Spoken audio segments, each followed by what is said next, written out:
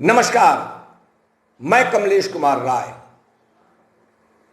पूर्वांचल विद्युत व्यवस्था को निजी हाथों में बेचने की सरकार के संभावित निर्णय पर 5 अक्टूबर से संयुक्त संघर्ष समिति आंदोलन कर रही है।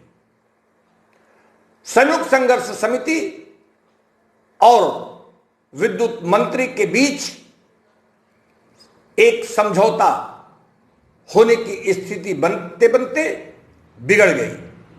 प्राप्त जानकारी के अनुसार चेयरमैन अरविंद कुमार द्वारा अंतिम क्षणों में इस समझौते पर हस्ताक्षर करने से मना कर दिया गया। यह साजिशी छद्म स्थिति है या वास्तविक रूप से एक विद्युत मंत्री अपने ही चेयरमैन के सामने असहाय महसूस कर रहा है। जो कुछ भी हो, यदि सरकार ब्यूरोक्रेट्स के सामने असहाय है तो यह लोकतंत्र के लिए बेहतर नहीं माना जा सकता।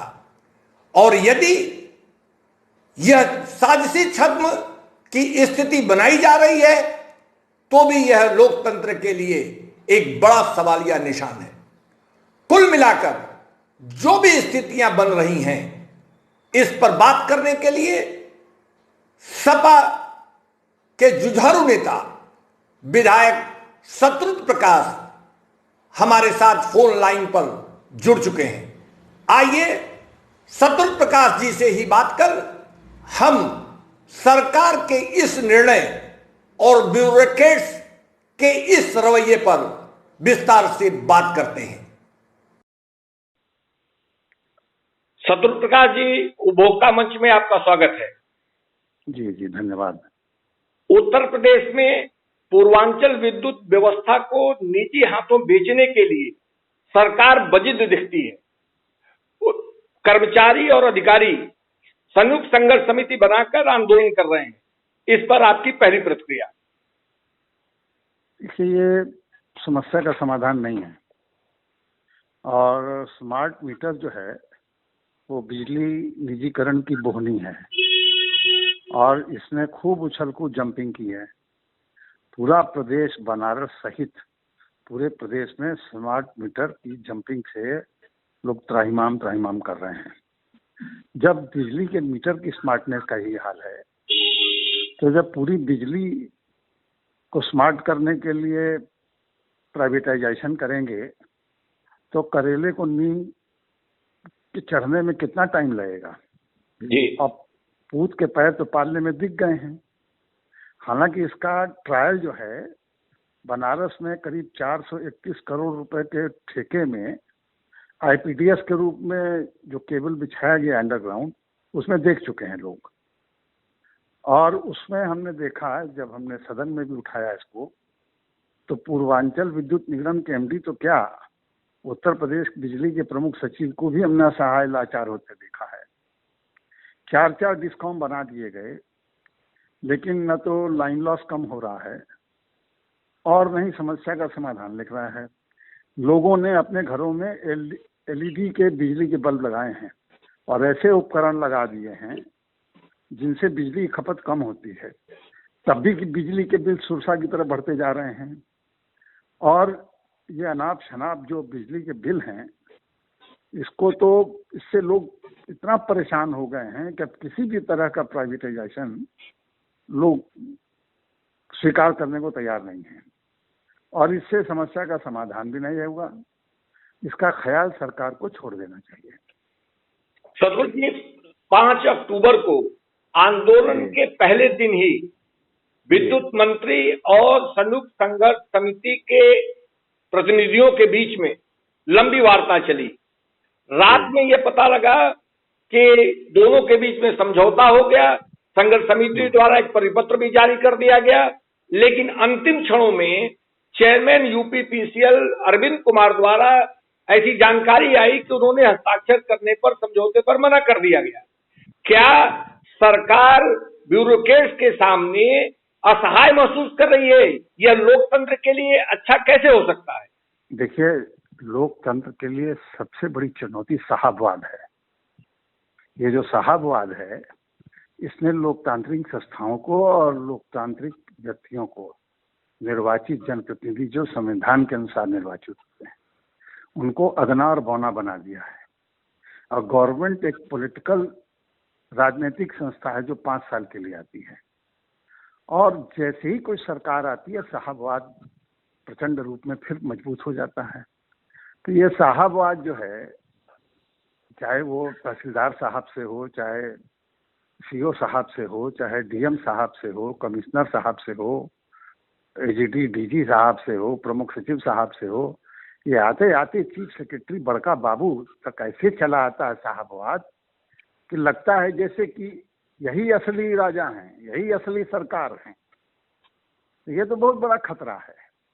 और भाजपा जो काडर बेस पार्टी है, जो कार्यकर्ताओं के बल पर इतना ऊंचे आई है, वह जो है सरकारी अधिकारियों पर भरोसे में सरकार चला रही है। ये तो बहुत ही ज्यादा, मैंने क्या कहा जाए, चिंतनीय बात है ये तो ये अच्छा नहीं है। साहबवाद का बढ़ना लोकतंत्र के लिए नुकसानदायक है। सदरुद्ध जी, आप आम आदमी से जुड़े एक जुझारू नेता की आपकी पहचान रही है हमेशा से जी। संकुल धारा सब स्टेशन से तमाम वीआईपी उसके फीडर से जुड़ते हैं। पूरा सरकारी अमलाकल, चाहे वो जिलाधिकारी हो या विद्युत प्रबंधन, ये पूरी तौर पर चूंकि उस सब स्टेशन से, उसके फीडर से तमाम वीआईपी जुड़ते हैं, इसलिए उसको चालू कराने के लिए परेशान थे। लेकिन वहीं पूरे बनारस में 30% से ज्यादा फीडर बंद है और लगभग 1,00,000-1.25 लाख लोग अंधेरे में है, पानी के लिए लोग मोहताज हैं। और पूरा विद्युत प्रबंधन और पूरी सरकारी व्यवस्था इस पर चुप्पी साधे बैठी है। इस पर आप क्या कहना चाहेंगे? देखिए, हमारे यहाँ कहावत है, जाके फटे न बैर बवाई, वो क्या जाने पीर पर आई। यह सब लोगों का दर्द नहीं समझते। पहले अपनी सुविधा देख लो, पहले अपना बंगला देख लो, पहले अपनी मोटर कार देख लो, पहले अपनी सुख वैभव को देख लो, तब जनता को देखेंगे। ये जो मानसिकता है, ये नीचे से ऊपर तक है। और देखिए, एक कोई फीडर की बात नहीं है, एक सब स्टेशन की बात नहीं है। बीएचयू है, सुंदरपुर अस्पताल, कबीर चौराहा है, दीनदयाल उपाध्याय अस्पताल है, तो और ऐसे न जाने कितने अस्पताल हैं इस समय, जिन अस्पतालों के लिए पहले बिजली देना जरूरी है आज की तारीख में। लेकिन अफसोस फिर वही हम कह रहे हैं ना कि अब साहबवाद इतना ज्यादा हावी हो गया है कि लोकतंत्र में व्यक्ति की आवाज जनप्रतिनिधि के जरिए सुनाई नहीं पड़ रही है। ये तो बड़ा सोचने वाली बात है।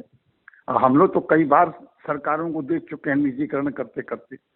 कितने पिछले 15-20 सालों में हमने 3-4 बार देखा सरकार चाहती थी निजीकरण हो जाए, नहीं कर पाई। और इस बार भी देखिएगा सरकार नहीं कर पाएगी। देखिए, ब्यूरोक्रेट और टेक्नोक्रेट एक नहीं हो सकते। टेक्नोक्रेसी पर ब्यूरोक्रेसी हावी हो गई है, और ये सबसे बड़ा नुकसान है, चाहे वो मेडिकल के मामले में हो, चाहे वो बिजली के मामले में हो। यही कोविड-19 के साथ हुआ, यही बिजली के साथ हो रहा है। तो ये उल्टा है, पिरामिड उलट गया है समझिए एक तरह से। तो इसको तो किसी भी सहमत नहीं हो सकता कोई समझदार आदमी। सदरुद्ध जी, आप प्रदेश सरकार से इस आंदोलन को लेकर, जो लोग आंदोलनरत हैं, इसके बारे में आप क्या मांग करना चाहेंगे? हमारी मांग है, पहले बिजली का जो मीटर है उसको ठीक करें, पहले लोगों के जितने बिल आए हैं निरस्त करें, सुनवाई करें। प्राथमिकता ये है, ये कोई प्राथमिकता है? बिला वजह आपने आंदोलन करा दिया। इस समय लोगों की परेशानी क्या है? लोग बिल नहीं दे पा रहे हैं, लोगों के मीटर हाथ के बाहर चले गए हैं। पहले इसको ठीक करना चाहिए। निजीकरण तो है स्मार्ट मीटर, क्या हुआ उसका? आईपीडीएस का क्या हुआ? वो भी निजीकरण का ट्रायल बनारस में हुआ था। आप गलतियों से सबक तो सीख नहीं रहे हैं, खाली एक पैटर्न पर अपना अफसरों के कहने पर सोच रहे हैं। निजीकरण कौन करेगा? कहाँ की कंपनियां हैं सब? पूर्वांचल की एक भी कंपनी नहीं मिलेगी उसमें। लोगों को क्या मिलेगा? नौकरी, वो भी दैनिक, वो भी संविदा पर। देखिए, ये निजीकरण का ये समय नहीं है और न निजीकरण करना चाहिए। आप सरकारी जो सार्वजनिक उपक्रम है, जो पब्लिक सेक्टर है, उसको मजबूत क्यों नहीं करते हैं? पब्लिक सेक्टर अगर गवर्नमेंट के हाथ से निकल गया तो गवर्नमेंट के पास रह क्या जाएगा? इसमें लॉ एंड ऑर्डर प्रॉब्लम है सबसे बड़ा। ये जो बच्चियों के साथ जो हो रहा है उसको देखने की जो प्रायोरिटी क्या है गवर्नमेंट की? गवर्नमेंट की प्रायोरिटी ये नहीं है इस समय, ये होनी भी नहीं चाहिए। आप कोविड-19 को देखिए, आप लॉ एंड ऑर्डर को देखिए, बिजली के बिलों को दुरुस्त करिए, उसकी जगह आप इस पर चले आए। तो टॉर्चर हो रहा है लोगों को, महंगाई चरम सीमा पर है, महंगाई रोकिए। ये जो प्रायोरिटी नहीं है इस समय। शत्रुघ्न प्रकाश जी, आपने उपभोक्ता मंच से बात किया, इसके लिए आपका बहुत बहुत धन्यवाद। आपको भी बहुत बहुत धन्यवाद। ठीक है।